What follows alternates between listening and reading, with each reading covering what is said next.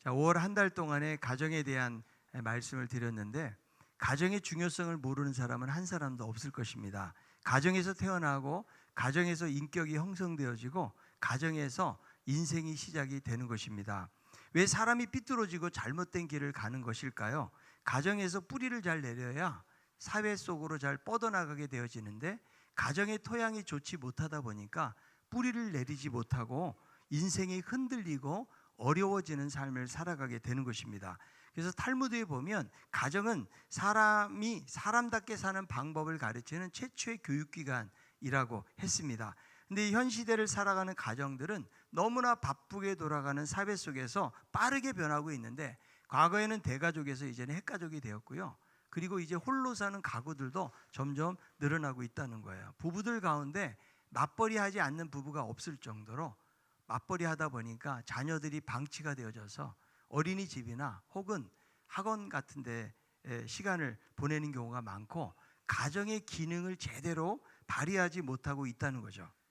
우리는 가정의 중요성을 누구보다도 잘 알면서도 가정을 신앙 안에서 세우기보다는 일에만 바쁘게 살아갈 때가 많이 있다는 거예요. 가정이 무너지면 모든 것이 무너지는 거예요. 우리가 살면서 가정만큼 편안한 안식처가 어디 있을까요? 따뜻한 가정이 없다면 어디서 위로를 받겠습니까? 내가 아무리 힘들고 어려워도 나를 따뜻하게 건면해주고 위로해주고 격려해주는 가정이 있다면 어떤 어려움도 이겨낼 수가 있을 거예요. 자, 교회는요, 보통 우리가 예배나 사역을 할 때 오는 거예요. 근데 가정은요, 날마다 가야 되는 거죠. 내가 거할 집이 없어가지고 만약에 호텔에서 산다고 생각해 보세요. 얼마나 좋은 음식을 먹고 좋은 잠자리에 있다고 할지라도 만날 가족이 없고 가정이 없다면 그것만큼 외롭고 힘든 일이 어디 있겠습니까? 우리가 보통 휴가 때 혹은 여행을 다녀와서 대부분 무슨 고백을 합니까? 집이 제일 좋다. 공간적인 의미에서 그런 말을 하기도 하지만 집보다 편안한 곳은 없다라는 거예요. 그리고 뭐라고 이야기해요? 집 떠나면 고생이다. 그래서 때로는 가정에서 말다툼도 하고 상처를 주는 관계가 되기도 하지만, 그러나 우리에게 가족만큼 소중한 사람이 없고요, 가정만큼 중요한 곳은 없는 것입니다. 가정이 무너지면 사회가 무너지는 거죠. 근데 가정이 잘 세워지면 아무리 혹독한 사회를 경험한다고 할지라도 견딜 수가 있는 거죠. 전 세계에서 이스라엘만큼 가정을 소중히 여기는 나라는 없을 거예요. 자, 역사적으로 볼 때는 AD 70년에 이스라엘이 멸망하지 않습니까? 온 유대인들이 전 세계로 흩어지게 되죠. 2000년 동안 나라를 잃고 살아가요. 세계 제2차 대전 때는 600만 명 학살당하는 그런 어려움을 겪기도 하고 위기를 겪기도 합니다. 그런데 2000년이 지나서 1948년도에 이스라엘이 독립을 하면서 그들은 민족적인 혈통, 언어, 문화를 그대로 잃어버리지 않고 있었다는 거죠. 그래서 유대민족을 연구한 학자들의 한결같은 말은 무엇을 말하는가 하면, 국토는 잃어버릴지 모르지만 가정은 잃어버리지 않았다. 가정을 소중하게 여겼기 때문에 계속해서 그런 것들이 유지될 수가 있다는 거죠.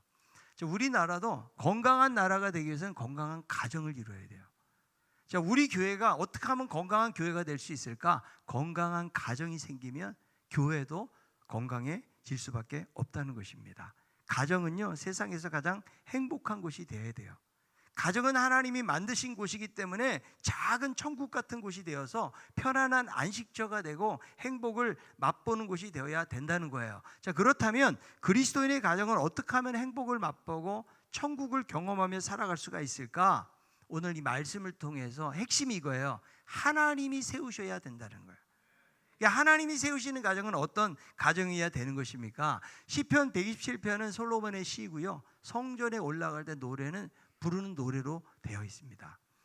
그래서 이 말씀 속에서 우리의 가정이 어떻게 세워져 가야 되는지를 살펴보려고 하는데, 자, 시편 127편 1절에 있는 말씀입니다. 여호와께서 집을 세우지 아니하시면 세우는 자의 수고가 헛되며 여호와께서 성을 지키지 아니하시면 파수꾼의 깨어 있음이 헛되도다. 자, 1절에 보니까 집을 세우는 자가 누구라고요? 여호와라고 말씀하는 거죠. 집을 세우는데 여호와가 세우지 아니하면 헛되고, 성을 지키는데 아무리 파수꾼이 지켜도 여호와께서 지켜주지 아니하면 헛될 수밖에 없다라고 말씀해주고 있습니다. 2절에도 헛되다는 말이 나오는데요. 127편 2절에 있는 말씀이에요. 너희가 일찍 일어나고 늦게 누우며 수고의 떡을 먹음이 헛되도다. 그러므로 여호와께서 그의 사랑하는 자에게는 잠을 주시는도다. 헛되도다가 또 나오죠. 그러니까 이 짧은 두 구절 속에 헛되도다가 3번 나와요. 그러니까 성경에서 여러 번 그 단어가 등장한다는 것은 무엇을 말하는 거면 강조하고 있다는 것입니다. 이 시인이 무엇을 보여주고자 하는 것일까요? 하나님이 함께하지 않으면 모든 것이 헛된 것이다. 이 세상의 모든 일들은 하나님께서 주관하신다라는 하나님의 주권에 대해서 노래를 하고 있는 것이죠. 지금 집을 건축하고 성을 지키고 아침부터 일어나서 밤늦게까지 일하는 것은 무엇을 말해요? 삶을 위한 수고를 지금 비유적으로 이야기하고 있는 것이죠. 자, 집을 세울 때 사람이 필요하죠. 성을 지키는 파수꾼도 있어야 됩니다. 아침부터 일찍 일어나서 열심히 일하는 사람들에게는 결실이 있어야 되는데, 그런데 중요한 것은 무엇인가 하면 인간의 노력만으로는 다 되는 것이 아니라는 거예요. 아무리 수고를 반복하고 있는데 빈손이에요. 고생을 했는데 보람이 없어요. 자, 베드로가 밤새 물고기를 잡았는데 한 마리도 못 잡았어요. 아니 2000년 전에 갈릴리에서 그물만 던졌다 그러면 잡히는 것이죠. 어떻게 한 마리도 못 잡느냐고, 밤새도록. 그 유능한 어부들이요. 여기에는 하나님의 개입이 있는 거죠. 그러니까 하나님이 함께하지 않으면 헛된 인생이라는 사실을 보여주고 있는 거죠. 현대인들도요 그렇게 죽어라고 일만 합니다. 그래서 성취를 이루기는 하지만 그것이 다가 아니라는 거예요. 자, 야고보서 4장 13절 14절에 있는 말씀입니다. 들으라, 너희 중에 말하기를 오늘이나 내일이나 우리가 어떤 도시에 가서 거기서 1년을 머물며 장사하여 이익을 보리라 하는 자들아, 내일 일을 너희가 알지 못하는도다. 너희 생명이 무엇이냐? 너희는 잠깐 보이다가 없어지는 안개니라. 그러니까 1세기 이 당시에 어떤 사업가가 어느 도시에 가서 내가 1년 동안 돈을 벌겠다 이런 계획을 안 하는 사람이 어디 있겠어요? 그런데 여기서 말하는 건 무엇을 말해요? 하나님이 없는 계획은 안 된다는 거예요. 왜? 잠깐 있다가 없어지는 안개와 같은 것이 인생이기 때문에. 우리가 살다 보면요 인생에는 여러 가지 많은 변수들이 생겨요. 내가 무언가를 준비하고 계획했다고 해서 계획대로 착착 됩니까? 여러분이 어렸을 때 꿈이 뭐예요? 저희 때는 다 대통령 된다고 그랬어요. 꿈이. 근데 정말 그 꿈을 세워가지고 꿈대로 이루어가는 일이 쉽지가 않아요. 왜냐하면 살다 보면 내가 예상할 수 없는 일들이 생겨요. 사고가 생기기도 하고 건강에 어려움이 오기도 하고 어떤 생각지도 못하는 일들을 만나게 될 때가 많이 있다는 거죠. 그래서 내가 이 세상이라는 것은 준비한 대로 다 되는 것이 아니고 또 다른 변수들이 있어가지고 일이 틀어지거나 방향이 잘못 나갈 수도 있다는 거죠. 자, 전도서 9장 11절은 그래서 이렇게 말씀합니다. 내가 다시 해 아래에서 보니 빠른 경주자들이라고 선착하는 것이 아니며 용사들이라고 전쟁에 승리하는 것이 아니며 지혜자들이라고 음식물을 얻는 것도 아니며 명철자들이라고 재물을 얻는 것도 아니며 지식인들이라고 은총을 입는 것이 아니니 이는 시기와 기회는 그들 모두에게 임함이니라. 그러니까 빠른 경주자라고 항상 1등하고 잘 달리는 것이 아니라는 거예요. 용사라고 전쟁에 나가서 승리하는 것이 아니라는 것입니다. 학교 때 공부 항상 1등 했다고 해서 이 사람이 사회에서 뭐 우등생이 되고 항상 잘 되는 건 아니에요. 학교 다닐 때 공부도 지질하게 못했는데 그런데 나중에 보니까 또 사업을 잘하는 사람도 있거든요. 그러니까 이 모든 것들이 기회와 시기가 중요하고, 이것은 우리 스스로가 열심히 노력해서 얻은 것 같지만 성경이 말씀하고 있는 것은 무엇을 말씀하는 거예요? 모든 것을 주관하시는 분이 바로 하나님임을 말씀해 주고 있다라는 것입니다. 그래서 인간이 많이 수고하고 성취를 해도 헛된 것이 될 때가 참 많이 있어요. 우리들도 이렇게 인생을 살다 보면 인생이 대단한 것 같지만 아무리 위대한 삶을 살았던 사람이라 할지라도 돌아보면 헛되고 보잘것없을 때가 상당히 많이 있거든요. 프랑스의 소설가 베르나르 베르베르가 웃음이라는 책에서 보면 이런 글이 나오는데요. 자기 자랑거리를 말하는 거예요. 2살 때는 똥오줌 가리는 게 자랑거리, 3살 때는 이가 나는 게 자랑거리, 12살 때는 친구들이 있다는 게 자랑거리, 18살 때는 자동차 운전할 수 있는 것이 자랑거리, 20살 때는 사랑을 할 수 있다는 것이 자랑거리고 35살이 되면은 돈 많은 게 자랑거리라는 거예요. 그런데 재미있는 사실은 뭐냐면 이후부터는 자랑거리가 거꾸로 된대요. 50살 때는 돈 많은 게 자랑거리, 60살이 되면 사랑할 수 있다는 게 자랑거리, 70살 때 자동차 운전할 수 있다는 것이 자랑거리, 75살 때 친구들이 남아있다는 것이 자랑거리, 80살이 되잖아요. 이가 남아있는 게 자랑거리, 그리고 85살이 되면은 똥오줌 가릴 수 있다는 것이 자랑거리라는 거죠. 그러니까 결국 인생이 무엇인가 하면 똥오줌을 가리는 거 배워서 자랑하다가 사는 날 동안에 똥오줌 내 손으로 가리는 것으로 마감하는 것이 인생이다. 아무리 대단한 삶을 살아도요, 나이는 속일 수가 없고요, 시간이 지나가면 인생들은 이런 것들을 다 겪게 되어진다는 거죠. 우리들도 살면서 참 내가 이렇게 어떻게 살아왔나, 내 자신을 돌아보면서 인생이 허무하게 느껴질 때도 많이 있을 거예요. 그런데 저는 그런 생각을 해요. 만약에 내가 하나님을 안 믿고 있다면 얼마나 인생이 허탈하고 허무할까. 내가 열심히 살 수 있어요. 돈을 많이 벌 수도 있어요. 그러나 그것만 가지고 인생의 그 공백을 채울 수는 없다고요. 그래서 파스칼이 뭐라고 말했어요? 하나님이 채우실 공백이 인간에게 있다는 거예요. 근데 우리는 자꾸 세상에 있는 어떤 것을 가지고 채우려고 하니까 그것들이 채워지지 않는 경우가 많이 있거든요. 그래서 우리 가정도 저는 마찬가지라는 거예요. 자, 가정을 세우기 위해서 얼마나 아침부터 일어나가지고 밤늦게까지 일을 합니까? 고생을 많이 해요. 그런데 하나님을 주인 삼지 않으면 이 모든 것이 헛된 것이 될 수밖에 없다. 자, 어떤 분들은요, 자식들 위해서 돈만 많이 벌면 가정이 세워지는 줄로 알아요. 그래서 바쁘게 살다가 자식들이 자라는 과정들을 다 놓치고 사랑할 기회를 놓쳐버려요. 왜? 너무 돈 버느라고. 그것도 가정을 위해서, 가족을 위해서. 근데 이미 다 커버려. 그러면 관계가 멀어져 있다는 거죠. 어떤 경우는 자식들 공부만 많이 시키면 행복한 줄로 알아요. 그러나 그것만으로 행복해지는 것은 아니라는 거예요. 하나님이 주인 되시고 하나님이 세우시는 가정을 세워야 돼요. 자, 남편이 주인 노릇 해보세요. 남편에서 모든 게 움직여져요. 아내가 주인 노릇 하면 아내가 다 움직이는 거예요. 그리고 어떤 가정은요, 자녀가 주인 노릇을 해요. 그래서 자녀 하자는 대로 다 하는 그런 가정들도 있는 것을 보게 되는데, 하나님을 주인 삼을 때 그 가정이 행복한 가정이 된다는 거예요.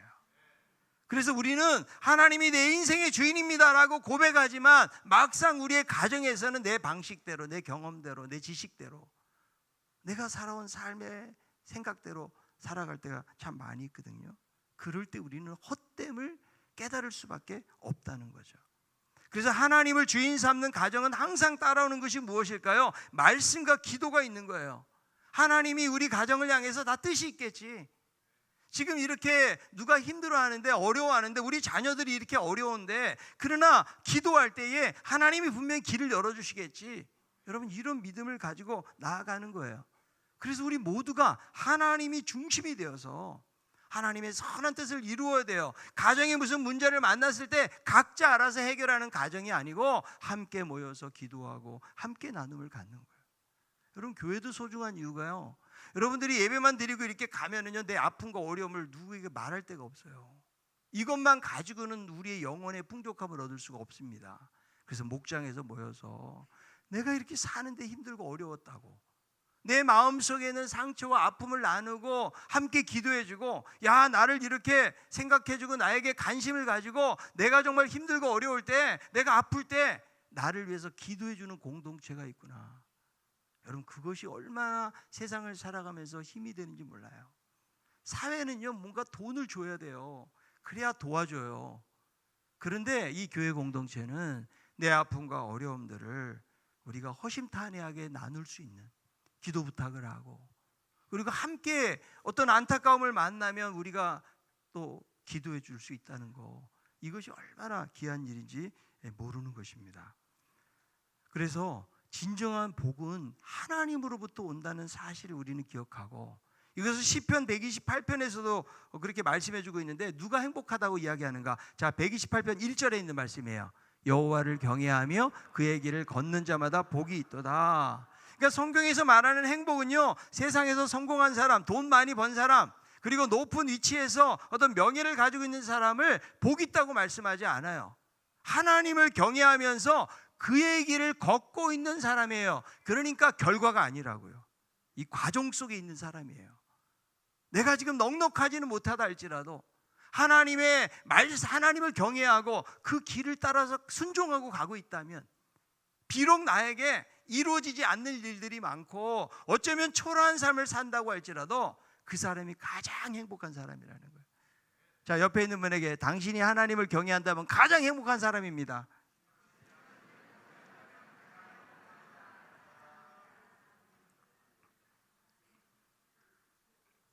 여러분, 진정한 복은요, 하나님에게서 와요. 우리가 이 사실을 믿지 않잖아요. 세상에 행복이 있는 줄로 알고 찾아 헤매요. 야, 우리 집은 가난하니까 그냥 돈만 있으면 행복해야지. 여러분, 돈이 모인다고 해서 꼭 행복한 게 아니라고요. 세계적으로 공신력 있는 과학 저널 네이처 인간의 행동이라는 저널이 있는데요, 돈과 인간의 행복 관계에 대한 연구가 실렸는데 상당히 흥미로운 연구입니다. 그래서 164개국에 약 170만 명을 대상으로 조사를 했기 때문에 거의 모든 사람에게 적용이 되는 신뢰도가 높은 그런 연구였어요. 이 연구에 따르면 우리나라 돈으로 월급을 1,000만 원이 될 때까지는 월급이 오를수록 삶의 행복도가 올라간대요.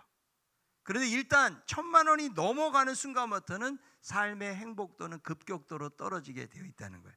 많은 돈을 벌수록 얼마나 많이 버는가가 달려있는 것이 아니고 어떻게 사용하는가가 삶을 더 행복하게 만든다는 거예요. 그래서 세 가지 이유를 말하는데, 재산이 많아질수록 관리하기 위해서 큰 노력이 필요하다는 거예요. 여러분, 재산 많으면 그거 잘 관리를 해야 돼요. 그런 노력이 필요하는 거예요. 두 번째는 재산이 많아질수록 인간관계에 문제가 커질 가능성이 있다는 거예요. 돈이 많아지면. 마지막 세 번째, 재산이 많아질수록 삶에 투자하는 시간들이 줄어든다. 너무 사업이 잘 되면요, 가족을 돌아볼 시간이 없어요. 그런 면에서 삶에 투자하는 시간이 줄어드니까 자기 자신에 대해 투자를 못해요. 그래서 내가 돈을 벌고 성공은 하지만 그러나 가정을 잃어버리고 가족들을 잃어버리고 심지어는 내 자신도 잃어버리면서 거기서 어떤 우울증도 생기고 힘든 삶을 살아갈 수도 있다는 거죠. 그러니까 많이 사는 것이 행복이 아니고 많이 갖는 것이요. 그래서 우리의 기도가 하나님 돈 주세요 이런 기도보다는 뭐 필요할 때는 하세요. 필요하면 해야죠. 뭐 어떻게 돈이 필요한데. 그러나 우리의 기도는 하나님, 내가 어떤 환경에서도 잘 자족의 비결을 가지고 이길 수 있는 삶을 살기 원합니다. 그러니까 그 고백이 뭐냐면 내게 능력 주시는 자는 모든 걸 다 할 수 있다는 말이에요. 이게 모든 능력이 있다는 말이 아니고 어떤 환경에서도 처할 줄 알 수 있는 비결을 가지고 바울이 고백을 했던 것처럼 우리들도 어때요? 내가 좀 많다고 해서 막 교만해지거나 혹은 내가 없다고 해서 초라해지는 것이 아니고 어떤 자리에서든지 하나님이 나와 함께 하심을 믿고 주님을 의지하고 살아가는 것이 중요하다는 것이죠. 자, 3절에 아침 일찍 일어나고 늦게 눕는데 쉴 새 없이 일하는데 수고의 떡을 먹으면 어떻다고요? 헛되다. 그런데 시편 128편 2절에 보면은 하나님이 수고한 대로 먹는 복을 주신다는 약속이 있어요. 거기 좀 대조되어서 나오고 있는데요, 한번 읽어봅시다. 128편 2절, 내가 내 손이 수고한 대로 먹을 것이라 내가 복되고 형통하리로다. 수고한 대로 먹는 복이에요. 그러니까 우리 그리스도인들은 수고한 대로 먹어야 돼요. 너무 대박을 바라지 마세요. 왜 우리가 복권을 사면 안 되는가? 대박을 바라는 거잖아요. 내가 노력 없이 뭔가를 얻으려고 하지만 성경은 뭐라고요? 내가 노동의 가치를 알고 내가 열심히 수고해가지고 여기서 기쁨을 얻고 보람을 얻고 감사를 얻는 삶을 살 것을 말해주고 있다는 거죠. 그럴 때 하나님이 손으로 수고한 복을 주신다. 그것이 많지는 않다고 할지라도. 그래서 이 마틴 루터 킹이 뭐라고 말했는가 하면, 환경 미화원으로 부름받은 사람이라면 미켈란젤로가 그림을 그리고 베토벤이 교향곡을 작곡하고 셰익스피어가 시를 쓰는 것처럼 그렇게 청소하라는 거예요. 얼마나 달라지겠어요. 그래서 미인 대칭이 여러분의 회사에서도 이루어지길 바랍니다. 여기서 연습을 그러니까 많이 해야 돼. 교회에서 연습을 많이 해서 우리 만나는 이웃들에게 따뜻한 미소, 기쁨. 야, 저 사람이 하는 일이 대단해 보이지는 않지만 그러나 저 기쁨과 미소를 가지고 일하는 거 보니까 뭔가 저 사람이 가지고 있는 뭔가 내가 알지 못하는 뭔가 있겠구나. 여러분, 이것이 사람들에게 전도하고 나아갈 수 있는 저는 좋은 비결이라는 생각이 들어요. 그래서 그것은 바로 가정에 하나님을 중심 삼고 살아가면 우리가 어떤 환경에서도 우리가 어려움들을 이길 수 있다는 생각을 기억하고, 하나님은 자신의 백성들을 절대 버리지 않으세요. 하나님이 일하시고 행하시기 때문에 우리 앞에 홍해가 있고 때로는 넘실거리는 요단강이 있다고 할지라도 하나님이 넉넉히 뛰어넘게 하실 줄로 믿습니다. 그래서 우리는 우리 믿음의 사람이기 때문에 당장 일들이 안 돼도 하나님이 합력해서 분명히 선을 이루실 거야. 여러분, 이런 믿음을 가지고 나아가고 주인 대신 하나님만 의지하고 나아갈 수 있기를 바랍니다. 그렇게 나아가면 성경은 뭐라고 말해요? 사랑하는 자에게 잠을 주시는도다. 아침부터 일찍 일어나서 늦게까지 헛된 수고를 하는 그 인생에게 잠을 주시는 하나님. 하나님이 누구에게 잠을 주신다고요? 사랑하는 자에게. 자, 옆에 있는 분에게 사랑하는 자에게 잠을 주십니다. 꼭 설교 시간에 이 말씀을 적용해가지고 주무시는 분들이 계세요. 그게 사랑받는다는 이게 표징이잖아요. 잠을 주신다는 것은 무엇을 말하는 거예요? 평안함을 주신다는 거죠. 근데 이 사랑하는 자는 누굴까요? 하나님의 주권을 믿고 하나님을 의지하고 따라가는 자에게 평안과 안식을 주신다. 우리가요, 밤에 잠을 자는 것, 잘 자는 것도요, 큰 축복입니다. 근데 이제 나이가 드시고 육체적으로 우리가 정신적으로 힘들고 어렵다 보면은요, 젊어도 잠을 잘 못 이루는 수가 많이 있는데요, 우리가 하나님을 주인 삼잖아요. 하나님께 맡기고 기도하는 거예요. 자, 빌립보서 4장 6절 7절에 있는 말씀, 아무것도 염려하지 말고 다만 모든 일에 기도와 간구로 너희 구할 것을 감사함으로 하나님께 아뢰라. 그리하면 모든 지각에 뛰어난 하나님의 평강이 그리스도 예수 안에서 너희 마음과 생각을 지키시리라. 그러니까 아무것도 염려하지 말고 감사함으로 기도하면 약속이 뭐예요? 모든 센스와 지각에 뛰어난 하나님이 너희 마음과 생각을 지켜주신다. 이게 무슨 말이에요? 평안과 안식으로 함께 한다는 말씀이에요. 하나님은 끊임없이 우리에게 말씀하세요. 두려워하지 말아라, 염려하지 말아라. 하나님이 언제나 우리와 함께 하시겠다 약속하기 때문에 시편 23편 4절은 이렇게 말씀하죠. 내가 사망의 음침한 골짜기로 다닐지라도 해를 두려워하지 않을 것은 주께서 나와 함께 하심이라. 주의 지팡이와 막대기가 나를 안위하시나이다. 아무리 사망의 음침한 골짜기를 다닐지라도 누가 함께 하신다? 하나님이 나와 함께 하신다. 그게 하나님을 주인 삼는 사람의 삶이라고 말할 수가 있는 거예요. 여러분, 하나님 없이는 내가 건강을 해서 아무리 운동을 많이 하고 잘 살기 위해서 막 열심히 살고 그리고 정의로운 삶을 위해서 남다른 노력을 한다고 할지라도 하나님이 없잖아요. 그런 모든 것들은 헛된 것이 될 수밖에 없다는 거예요. 하나님 주인 되는 가정이 행복한 가정이 된다는 사실을 믿으시기 바랍니다. 그러면 하나님이 자녀들에게도 복을 주시는데 127편 3절에 있는 말씀이에요. 자, 보라, 자식들은 여호와의 기업이요 태의 열매는 그의 상급이로다. 자녀가 뭐라는 거예요? 여호와의 기업이라는 거예요. 태의 열매는 상급이라는 거예요. 그러니까 여러분, 자녀들 앞에서 어디서 저런 게 나왔는지 모른다는 말 하면 안 돼요. 그리고 얘는 계획을 안 했는데 실수로 났다, 뭐 이런 말을 여러분 절대로 하시면 안 돼요. 아무리 나에게 주신 자녀가 힘들고 어려워도 여호와께로부터 오신 유산이에요. 이 자녀는요, 내 마음대로 할 수가 없어요. 아들이 나올지 딸이 나올지 어떻게 알아요? 우리가 조절한다고 되는 것이 아니고 그냥 우리는 하나님이 주시는 대로 받는 거예요. 자, 여러분, 유산을 이스라엘 백성들이 가나안 땅 분배받을 때 어때요? 내가 원하는 땅을 가진 게 아니라고요. 그러면 서로 막 그냥 욕심 부리고 자기가 원하는 땅 가졌을까요? 제비뽑기하고 지파의 수를 따라서 하나님께서 나누게 하셨거든요. 그러니까 그들이 적극적으로 막 한 것이 아니에요. 하나님이 주신 대로 받고 그리고 그 안에 있는 가나안 민족들을 몰아내는 일들을 했던 것이죠. 그러니까 자녀들은 하나님 주신 선물이라고요. 여러분들은 여러분의 자녀가 어떤 자녀가 되기를 원하십니까? 우리가 자녀를 사랑해야 될 이유가 뭐냐면 하나님이 우리를 사랑하시고 우리에게 선물로 주셨기 때문에.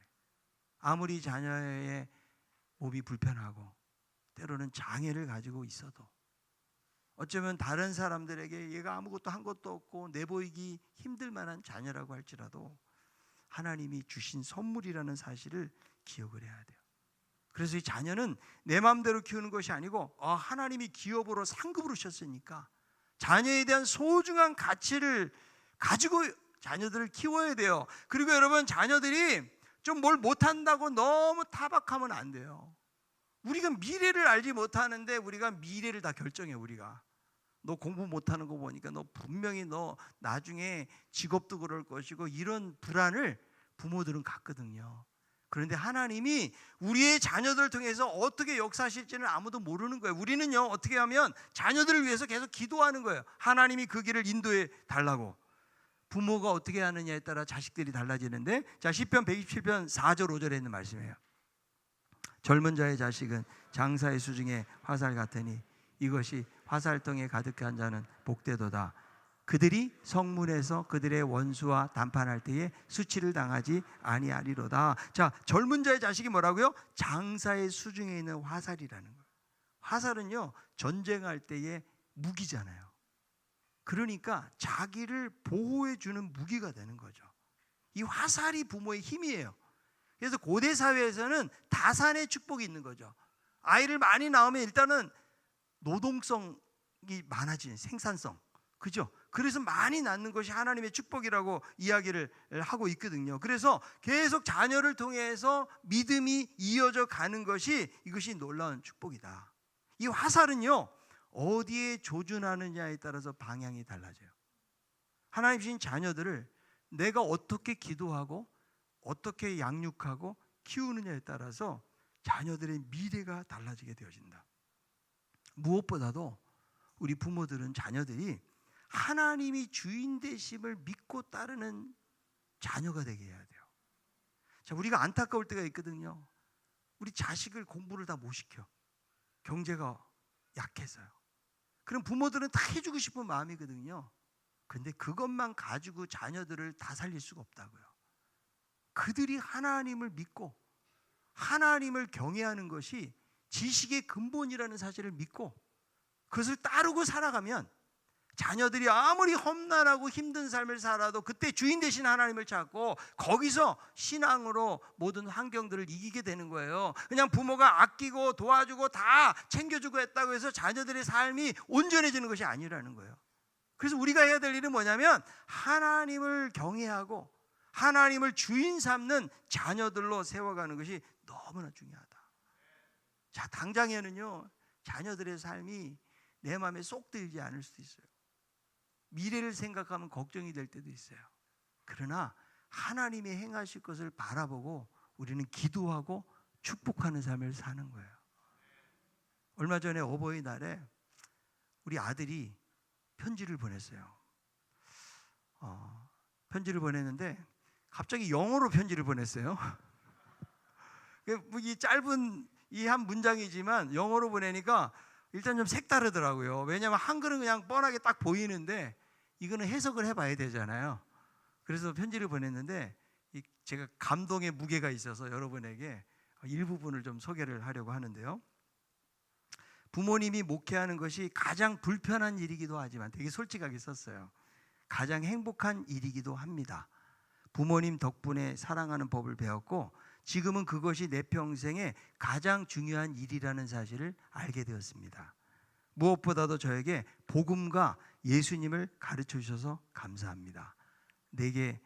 내가 받은 은혜를 펼치면서 살겠습니다.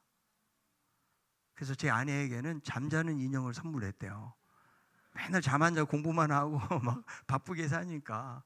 그리고 저한테는 시계줄을 선물했어요. 그러니까 가격이 얼마 안 나가요. 그런데 이 편지에 있는 그 감동의 무게가 저를 감동시켰고, 참 기다려주는 아들이지만 하나님께서 그 아들을 통해서 이루실 그 영광들을 바라보게 되는데, 또 며칠 전에 이제 그런 걸 또 말로 했다는 거예요. 제 아내가 그래요. 아빠를 보면서 배운 게 두 가지가 있대요. 하나는 낙천적인 걸 배웠고, 또 하나는 아빠를 통해서 기쁨을 배웠다는 거예요. 그래서 제 아내가 그러더라고요. 아니 여보, 기쁨이 어디 배워지는 거냐고. 그런데 자녀가 그것을 배울 수 있다는 것 자체가 얼마나 감사한 일인가. 그리고 아내에게는 사람을 함부로 대하지 않고 사랑하는 법을 배웠다는 거예요. 그래서 말이라도 그렇게 해주니까 말이죠, 이거 얼마나 힘이 돼요. 그래서 제가 목회자이기 때문에 목사는 집에서도 목사예요. 여러분들이 집사님이죠? 집에서도 집사님이에요. 권사님은 집에서도 권사님이라고요. 그러니까 애들이 그걸 다 보는 거예요. 그러니까 제가 여러분 여기서 설교를 이렇게 막 하고 막 집에 가서 애들한테 욕할 수 없잖아요. 그죠? 그래서 하나님의 말씀의 원리 안에서 아이들을 가르치면 아이들이 평탄하지 못할 수 있고, 때로는 경제적으로 힘들 수도 있고, 여러 가지 살아가면서 많은 굴곡이 있는 삶의 자리를 만난다 할지라도 하나님을 주인 삼고 나아가는 아이들의 미래는 밝다. 우리가 자녀들을 생각하면서 그런 마음으로 축복하고 우리가 기다려줄 때에 우리의 자녀들을 통해서 하나님의 영광이 나타나리라고 믿습니다. 여러분, 가정의 주인이 누구신지 다시 한번 확인하시고 하나님을 주인 삼는 가정이 되고 하나님을 경외하면서 그의 길을 걷는 자들이 가장 행복한 자다. 하나님 없이 우리가 아무리 열심히 살아도 모든 것이 헛된 것이 될 수밖에 없다. 이 하나님 주권 신앙을 다시 한번 견고하게 다지면서 우리의 가정을 하나님이 가장 기뻐하시는 아름답고 행복한 가정으로 세워갈 수 있는 우리 모두가 다 될 수 있기를 바랍니다. 숨 쉬는 순간마다 우리와 함께 하시는 그 주님을 생각하며 찬양하기 바랍니다.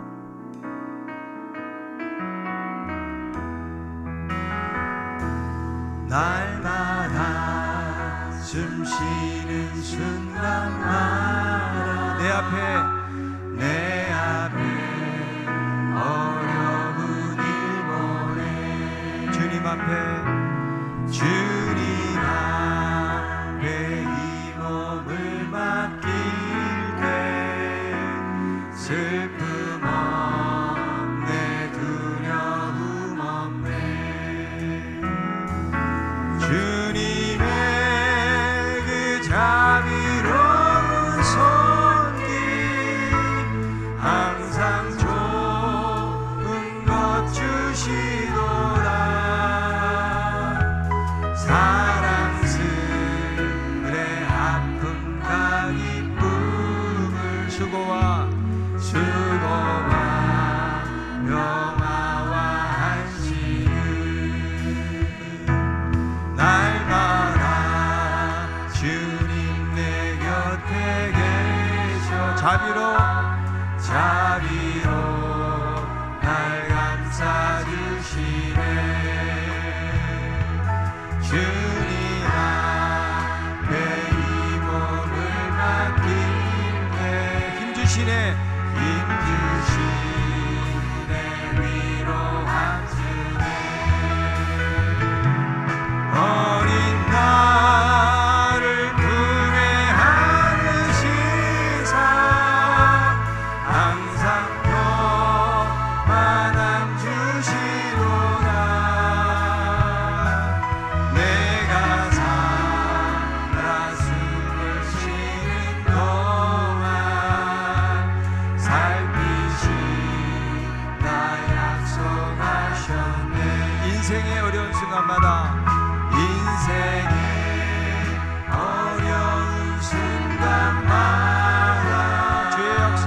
주의 약속 생각해보네 주님 속에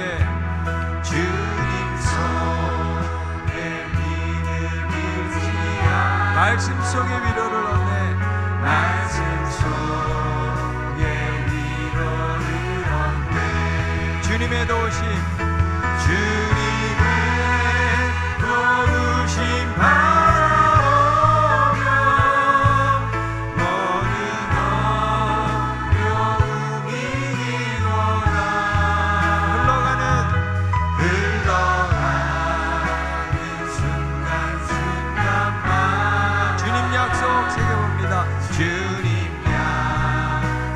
한번 눈을 감고 가슴에 한번 손을 얹고 하겠습니다. 인생의 어려운 순간마다, 인생의 어려운 순간마다 주의 약속 생각해보네. 주의 약속 생각해보네. 주님 속에 믿음 잃지 않고, 주님 속에 믿음 잃지 않고, 말씀 속에 위로를 얻네. 말씀 속에 위로를 얻네. 주님의 도우심 바라보며, 주님의 도우심 바라보며 모든 어려움 이기도다. 모든 어려움 이기도다. 흘러가는 순간순간마다, 흘러가는 순간순간마다 주님 약속 새겨봅니다. 주님 약속 새겨봅니다. 어린 나를 품에 안으시사, 어린 나를 품에 안으시 항상 평안함 주시도다. 항상 평안함 주시도다. 내가 살아 숨을 쉬는 동안, 내가 살아 숨을 살피신다 약속하셨네. 살피신다 약속. 주님의 그 자비로운 손길, 주님의 그 자비로운 손, 항상 좋은 것 주시도다. 항상 좋은 것 주시도다. 사랑스레 아픔과 기쁨을, 사랑스레 아픔과 기쁨, 수고와 평화와 안식을, 수고와 평화와 주님의 도우심 바라보며, 주님의 도우심 바라 모든 어려움 이기도다. 모든 어려움 이기도다. 흘러가는 순간, 흘러가는 순간순간만 주님 약속 새겨봅니다. 주님 약속 새겨봅니다. 아멘. 같이 한번 기도하기 원합니다. 가정에 어려움이 없는 가정이 어디 있을까요? 남 모르는 상처와 아픔과 또 어려움들이 다 있을 줄로 알아요. 또 부부지간에 오래 살았다고 항상 관계가 좋은 것이 아닐 수 있고요. 부모와 자식 간의 관계도 또 되게 서먹서먹한 관계일 수도 있습니다. 하나님, 우리의 가정의 주인이 하나님 되게 도와주시고, 우리가 하나님 말씀에 순종함으로 또 그 길을 따라감으로 행복한 가정 이룰 수 있도록 도와주옵시고, 우리가 용기를 내어서 그 사람에게 또 표현하고 나타내는 거 중요하다고 생각해요. 미안하다, 용서해달라고, 그리고 사랑한다고, 축복한다고, 격려한다고. 말을 아끼지 마세요.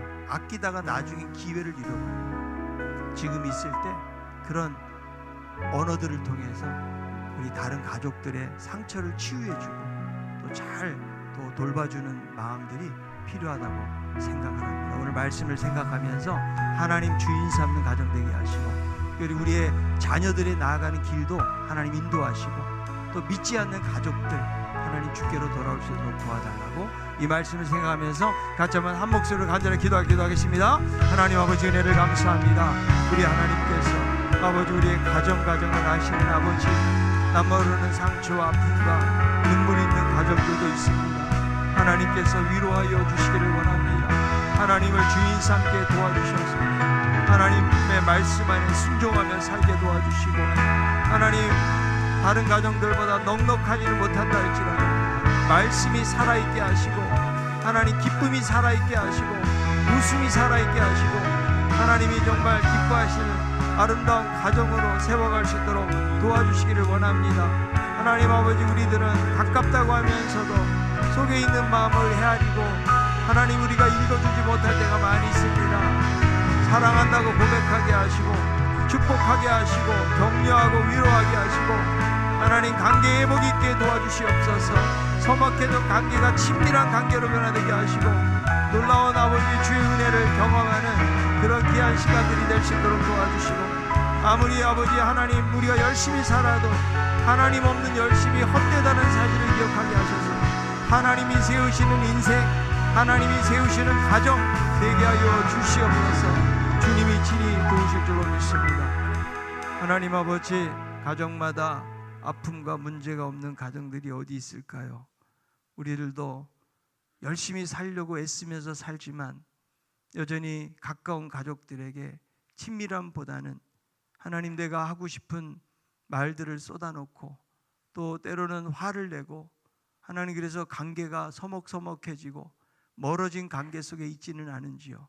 하나님 내가 주인 되지 않게 하시고 하나님 주인 되게 도와주셔서 하나님 말씀에 순종하고 그 길을 걸어가는 가운데 가장 행복한 가정을 이루어갈 수 있도록 도와주시옵소서. 가장 가까이 있으면서도 그 속에 있는 마음들을 헤아리지 못할 때가 많이 있습니다.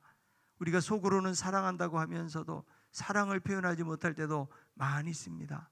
하나님 아버지, 우리가 기회를 놓치기 전에 사랑한다, 축복하다, 한다, 미안하다, 나를 좀 용서해줘. 하나님 이런 아름다운 하나님 천국의 언어들을 우리가 사용하는 가운데 우리의 가정 속에 놀라운 회복이 있을 수 있도록 도와주시옵소서. 아직도 하나님을 믿지 않고 살아가는 가족들도 있사오니 하나님 주께로 속히 돌아올 수 있도록 하나님 도와주시옵소서. 하나님 우리가 세상을 열심히 살지만 하나님 없는 헛된 열심 살지 않도록 붙들어 주시고 날마다 하나님을 주인 삼는 인생, 하나님을 주인 삼는 그런 가정으로 세워져 갈 수 있도록 저희들의 삶을 인도하여 주시옵소서. 예수님의 이름으로 기도하옵나이다. 이제는 가정의 주인 되시는 우리 주 예수 그리스도의 크신 은혜와 하나밖에 없는 외아들을 보내주시고 우리를 구원해 주시는 하나님의 놀라우신 사랑하심과 인생의 험한 풍파 가운데서도 저희들을 지켜주시고 인도하시는 성령님의 감동 감화 교통 인도 역사하심이 하나님을 주인 삼는 가정, 하나님을 경외하고 그 도를 따르는 행복한 가정이 되어서 하나님 앞에 영광 돌리고 또 함께 하나님이 기뻐하시는 아름다운 가정으로 세워져 가기를 소원하는 우리 모든 성도들 머리머리 위에 우리 신강교회 모든 가정들 위에 이제로부터 영원토록 함께 있을지어다. 아멘.